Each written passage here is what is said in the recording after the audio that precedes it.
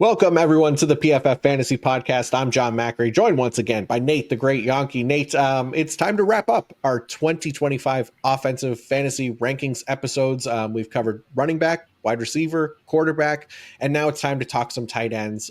Often the most stable year-to-year position in terms of like annual fantasy points per game. So as often as, we kind of know what to expect from this position, we're also coming off back-to-back years where a rookie has finished as the overall tight end one. So we do and we don't know what the F to get from this position. So I'm looking forward to getting into some of these tight end options. Nate, how about you? Yeah, excited for the tight end. Sorry for anyone who is hoping for a kicker or team defense episode from us, but I have at least written out my top 32 kickers and team defenses. I think team defense is already out on the site with a little blurb about each of the defenses as well as the kickers. So if you were hoping for those, I at least have that information on pff.com. Nice. Yeah, definitely check that stuff out as well. Important positions as well. And then, yeah, we've been doing the IDP rankings episodes as well. So we've basically covered everything there is to cover here, except for the tight end so far. So, yeah, if you've been listening to these rankings episodes, you'll know that we've kind of been highlighting some of the more interesting names instead of doing like a deep dive on every single player and where we have them ranked, because it's also early in the off season enough where we're going to talk about these guys in like differently framed episodes. So plenty of time to do those deep dives, but we still have to cover the interesting names here within our ranks, whether that means that we're higher or lower on them than each other or ADP, and then kind of dissect our process a bit and get you guys ready for the 2025 fantasy draft. So Nate, what do you say we get into it at the very top at the position where, for me, there are, I think, two legitimate tight end one overall options this season. I have them as, again, like 1A and 1B. Don't really care about which one you want over the other because they're both elite options.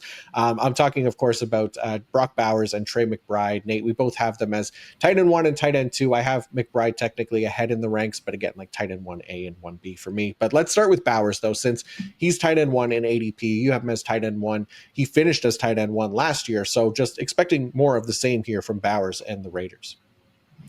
Yeah, I think it's kind of boring at the top at tight ends. Like last November, I remember sharing Bowers is going to be one and McBride's going to be two in tight end rankings next year, and I don't see anything being able to really change that. Yeah. And that's where we're at several months later. So Bowers, like we just talked about the quarterbacks recently and how all of the quarterbacks at the top, there was like some reason to expect at least a little bit regression, where both of these tight ends, it's like there's reason to believe they can score even more fantasy points this year than they did last year. With Bowers, very talented tight end. We saw it last year, graded among the best tight ends in the league. But they have a new offensive coordinator, have a new quarterback, and that has a chance to even improve what Bowers was able to do.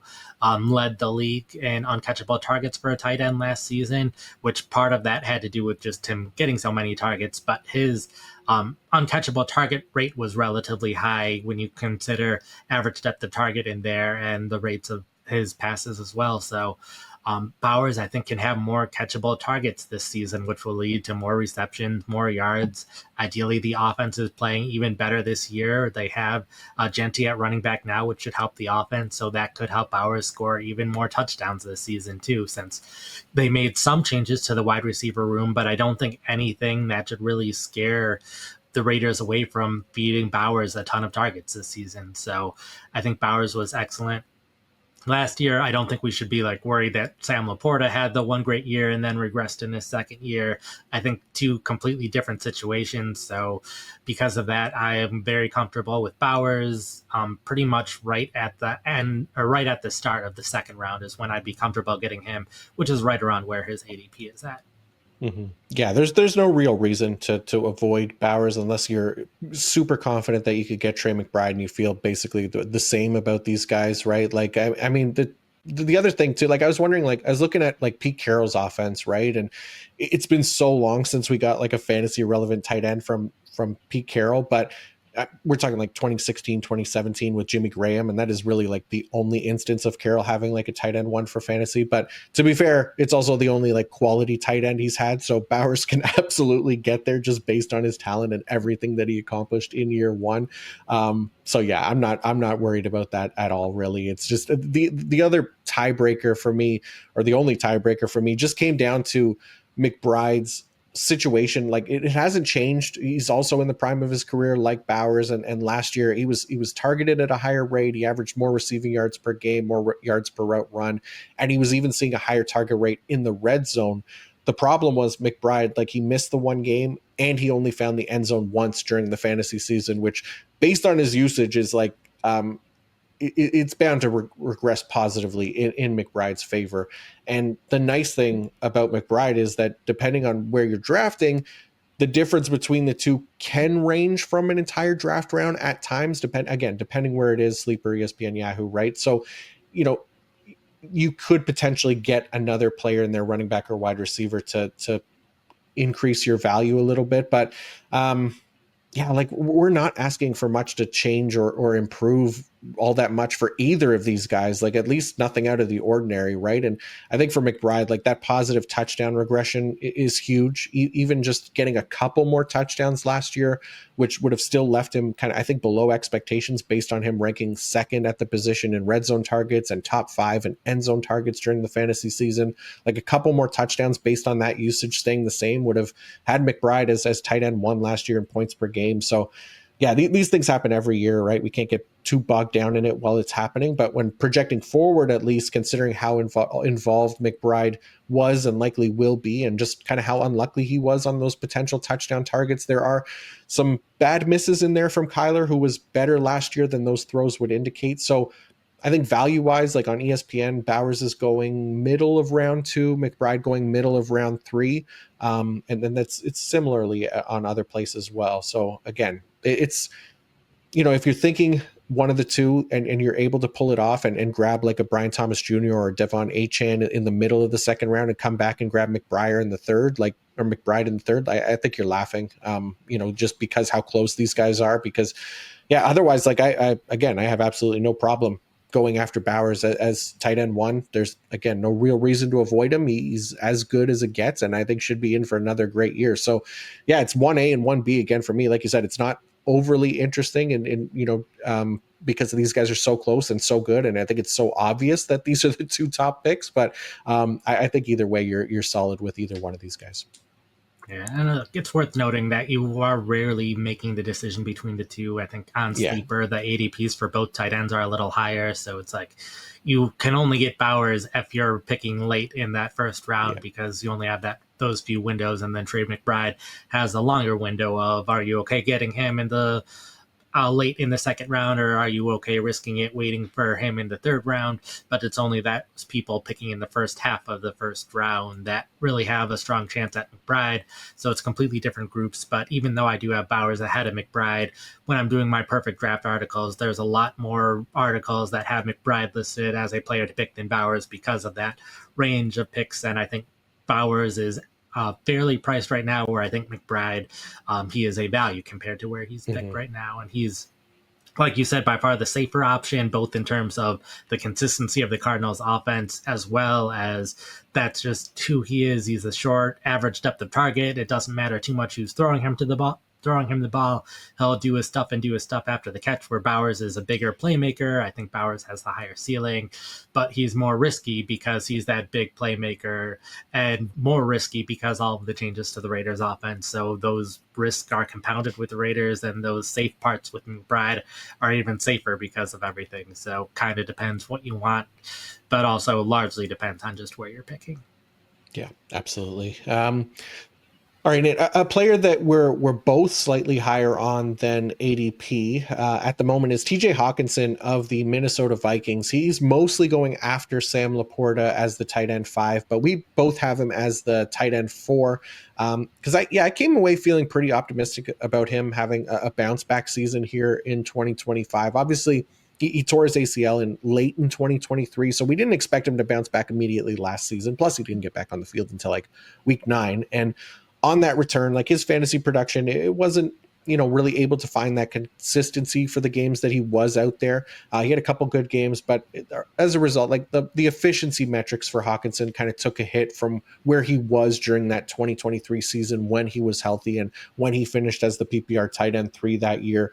I think the hope and the expectations for this year with a fully healthy off season are obviously much higher, which comes from everyone. Obviously, why he's being drafted as a top 5 fantasy tight end, despite only ranking as what the PPR like tight end 16 in points per game last season. There is kind of this, I think, clear understanding amongst fantasy drafters of the upside of Hockenson in Kevin O'Connell's offense, even with the new inexperienced JJ McCarthy taking over this season. Like Hockenson has consistently been a top target since joining the Vikings, I guess midway through 2022, right here into 22.7% target rate over that span. That's second on the team to only Justin Jefferson. And he ranked second on the team in target rate. Like that has been the norm for him every single year since joining the team. And that includes even last year, coming off the injury. So I don't think there's much reason to doubt that Hockenson should, I think, resume his volume heavy role. And again, in one of the league's best passing offenses this season and get his numbers back up closer to where he was in 2023 as that potential top 5 fantasy tight end. And then, kind of like McBride, he too got a little unlucky in the end zone in the small games that he was there. He didn't score a single touchdown during the regular season last year. So I think there's natural room for improvement in that regard, as well as he looks to deliver a much better fantasy season in 2025. So I really like his potential here as a top 5 tight end. How about you? I agree. He's been a top 6 fantasy tight end throughout his career, with the exception of last year when he returned just 10 months after tearing his ACL and MCL. So I perfectly fine throwing out a lot of last year because any NFL player is not going to be nearly as efficient after returning 10 months after both ACL and MCL. And even then, like, his yards and receptions were pretty decent last year. It was the touchdowns that were the big problem for him. But the fact that he was still getting a decent amount of receptions and a decent amount of yards over the course of the season was pretty promising that he's going to be able to return from this injury. So excited for him that way. I don't think he has the same ceiling as the tight ends above him. I know I'm excited about JJ McCarthy and what McCarthy can do at quarterback, but I don't think Hockenson is very dependent on the quarterback and who's throwing to him. We saw in 2023, he averaged 14.6 PPR points per game when Cousins was his quarterback, and then averaged 14.6, exactly the same without Cousins at quarterback. So I don't think he's going to get too much better if McCarthy ends up being this great quarterback, but I think Hockenson is just a very safe, middle of the road, what feels like a middle of the road good tight end, but because there are so many fewer tight end options at the top this year compared to other years with guys like Travis Kelce declining and whatnot, that puts him all the way up to tight end 4. So. Yeah, I think he could definitely return that value. We've seen it from him before, and I think, just getting healthier this season is going to make a huge difference. But another interesting player for this season, Nate, Tucker Kraft of the Green Bay Packers. He is tight end 10 on Yahoo, tight end 14 on Sleeper, tight end 13 on ESPN, tight end 11 on Underdog. You have him as tight end 7, so you're much more optimistic about his potential this season. What do you like about Tucker Kraft for 2025? Yeah, so first off, part of it is just me being more down on Travis Kelce and how little he did whenever Rashee Rice was healthy or when Xavier Worthy was at his best last season. So I have Kelce further down than some of these sites have. I have Mark Andrews further down, partially because I'm thinking it's going to be likely getting more and more snaps as time goes on as well. So worried about those tight end situations. So that kind of pushes a lot of these tight ends up the list for me. Also not as optimistic about Evan Ingram, who's another tight end that's typically top 10 some places. So part of it is just other tight ends being lower. Mm-hmm. But then I'm also excited for Kraft and what he can do this year with the Packers. Part of it is taking the coaching staff at their word a little bit, but Kraft had a pretty low target rate for tight ends, 14.5 target rate last season, which was 4th most among the tight ends with at least 300 routes. So he wasn't targeted very often, but when he was targeted, he had some of the best per target numbers for a tight end last year. He was great in terms of avoided tackles. Avoided 0.9 tackles per game, which was second best among tight ends. 0.3 avoided tackles per reception, which was first. Helped him be great in terms of yards after the catch, 9.3, which was the best among tight ends. And then 229 yards after contact, which was also the best among tight ends. So he did a lot of things really well when he got the ball in his hands. I think the Packers coaching staff has finally started to realize how good he is when he's gotten the ball. So there have been quotes and comments from the coaches about wanting to get him the ball more often this year.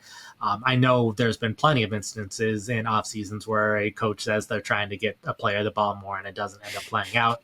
So that could certainly happen here, but I think the Packers mean it when they say it for Kraft, and I think his talent has shown that he deserves it. And his target rate was so low last season that there's definitely room for that to improve by a couple percentage points. And he was right around a top 12 fantasy tight end last year, so a few more targets pushes him up further in that range of possibilities for a tight end. And if they do mean what they say and he starts to get an above average target rate, that starts pushing him closer to a top 5 fantasy tight end. So having him tight end 7, somewhere in the middle of them fully doing what they say and not really doing what they say. Yeah, no, I get it. Like that, I guess that's where like my concern kind of came in, right? Is just how much they're going to be able to get him the ball. Like there's quite a bit of target competition in Green Bay with like Jaden Reed, Matthew Golden, Romeo Doubs, Dontavian Wicks. We'll see if and when Christian Watson gets healthy. Maybe Luke Musgrave at tight end. I don't think that one's as big of a deal, but like Josh Jacobs, a healthy Marshawn Lloyd out of the backfield. There's some options there. So for me, like I think there has to be like a clear intention to get the ball to Kraft, because last year he was averaging like just under 4 targets per game, and that was without Matthew Golden, right? Like in the lineup, and so that's not quite enough for me, even with like what as good as he was with the ball in his hands, especially assuming that all these other guys are healthy. We also, I think, have 2 new rookie tight ends kind of factoring into that top 12, top 10 conversation this year if they can hit the ground running. So I think they could get Kraft more involved. They could definitely afford to do that, but how much more is possible with like everyone else that they have in that offense is what concerns me. You look at like New England, New Orleans, and Carolina last year. They were the only other teams, along with Green Bay, where the top target on the team had fewer than 90 targets for the regular season. Green Bay was the worst of them, with 75 targets from Jaden Reed leading the team. But for the Saints, like, it was only likely because Chris Olave was hurt. Carolina now at least has Tetra McMillan, so they should be much better there. And then basically it's New England and Green Bay are kind of the two that still really stand out to me as the ones where I think the ball is still going to be spread around quite a bit, to the point where I think it's going to be difficult to get a consistent enough fantasy producer there, especially with them adding like the first round wide receiver now as well, that I think we're going to get a lot of up and down production from everyone in Green Bay, and probably Kraft, who, or whoever emerges as that team leader in receiving production. So that's where I guess I was concerned. Like, there's just so many options who can all contribute that I have a hard time projecting him for that kind of top 8. But I mean, I get like there's going to be a willingness to target him, because it's kind of like target him in drafts, right? Because it's kind of like with New England last year, although nobody worked out. Like, if we can pick out the eventual team leader in receiving amongst this kind of ambiguous group at all like decent ADPs, then we could hit really nicely with a nice value here. So from that standpoint, like, I like taking the shot on Kraft. I just don't feel confident enough to take him over like some other potential, home run swings like a Loveland or Warren, or maybe even Dalton Kincaid. We'll see. But again, I don't hate it. I think he could be a good one here in Green Bay, and then potentially lead that team in receiving production. I just think there's a lot of other good bets on the team to also lead the team in receiving production as well, or at least likely bets. So, maybe I could afford to be a little bit higher on Kraft, but yeah, I don't know. He's a good one. I just I just like think it as I talk here, but I guess I'm not as optimistic or as confident, but I could see it for sure. I could see Kraft leading the Packers in routes run this season, because they have the wide receivers, but they have so many wide receivers that they're going to rotate in and out a lot.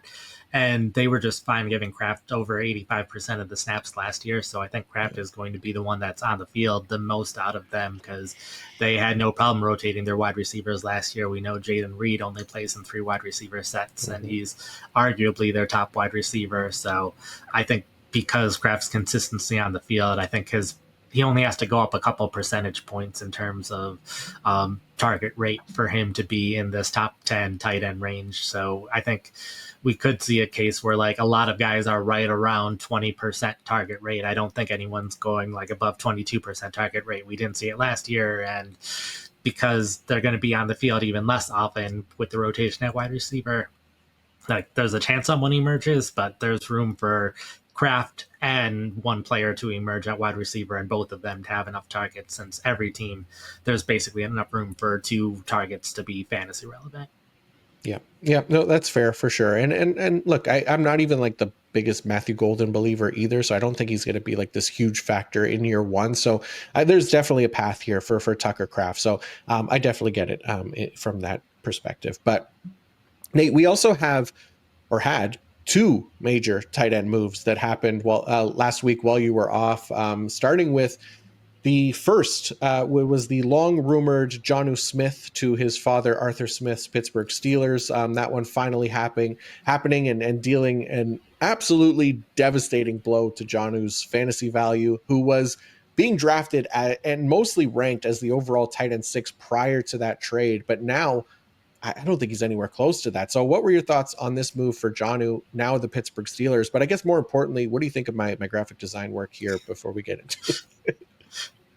Great graphic design there. Could have moved them a little more towards the helmets to cover up those helmet logos there, but outside of that, Johnny Smith annoyingly reuniting with Arthur Smith, both annoying because when I'm writing the article, I have to write out their full name over and over when I go back and forth between writing about Arthur Smith and Johnny Smith, but also annoying from a fantasy perspective because we have seen Johnny Smith and Arthur Smith's offense multiple times now. It was 2 years with Tennessee when Smith was the offensive coordinator, and then the 1 year in Atlanta when Arthur Smith was the head coach and Johnny Smith was a tight end.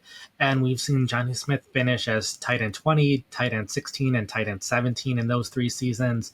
He only ran a route anywhere between 49 and 68% of pass plays in each of those seasons because of how much Arthur Smith rotates his tight ends in and out. That compared to 75% over the entire season with Miami. And then he was playing more specifically in the second half of last year, running a route on 81% of pass plays. So this is a significant decrease of what we've seen.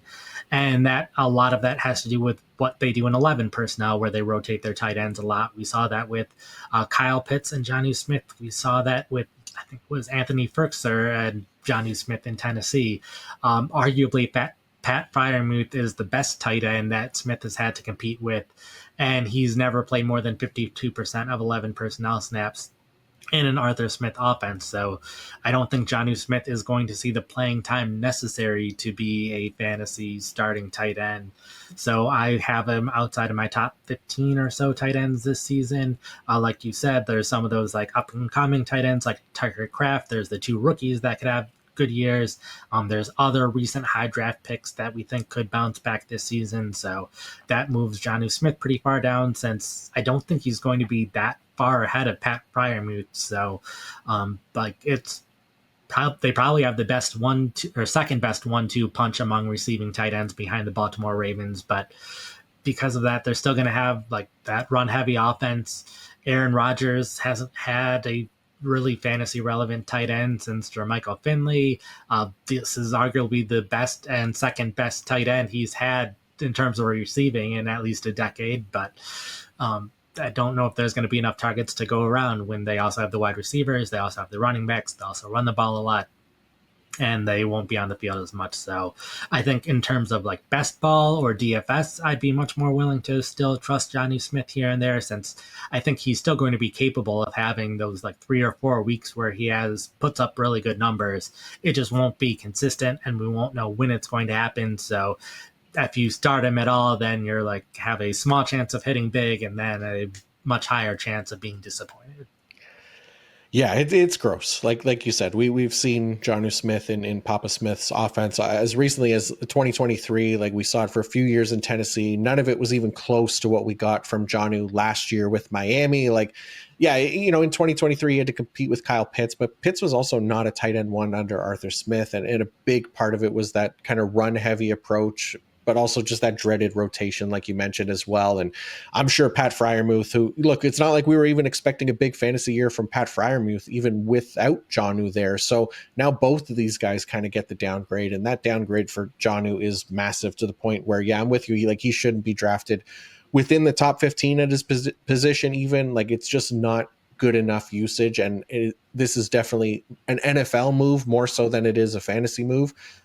Even if Aaron Rodgers, turns this offense into a more pass heavy unit than it's been in the past, like Arthur Smith is going to have these guys rotating enough at tight end that they won't really be able to benefit enough to be consistent fantasy options. So I don't know that I'll be taking a shot on Jonnu even over Kyle Pitts at this point. Like, it was going to take a lot for me to get to draft Kyle Pitts in 2025, but I think the choice between Jonnu and Pitts might be the one to make me do it. I have Jonnu Smith, I think closer to tight end 20 right now, because I just rather take shots on guys like Isaiah Likely and Brenton Strange as well, where there's just, I think, a better ceiling there with those guys if they hit on their potential. And if they don't work out, then who cares? There's not much value lost there. But I hate this a lot for Jonnu Smith's fantasy value after the breakout year last year. It's not good, and we all have Arthur Smith to blame. So not a fan of this one at all. But with Jonnu Smith out in Miami, they obviously needed another tight end, right? Would they trade for a Michael Mayer? Or maybe they take a big swing and go after a Kyle Pitts.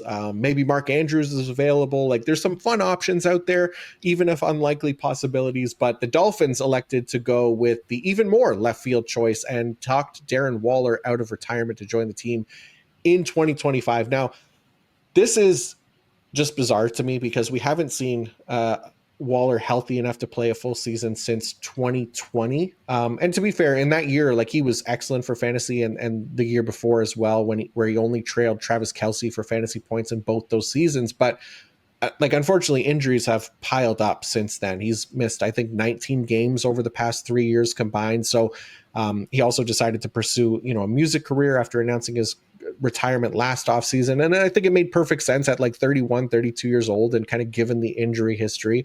Now he'll be turning 33, I think, week 1 of this year, a year away from the NFL as well, joining an offense that, yes, has had success with the tight end Jonnu Smith last year, but for the most part, that hasn't been a major part of the Mike McDaniel offense. Plus, it was down years last year for Jalen Waddle and Tyreek Hill. So I can easily see the tight end position once again becoming kind of a non-factor for this offense from a fantasy perspective.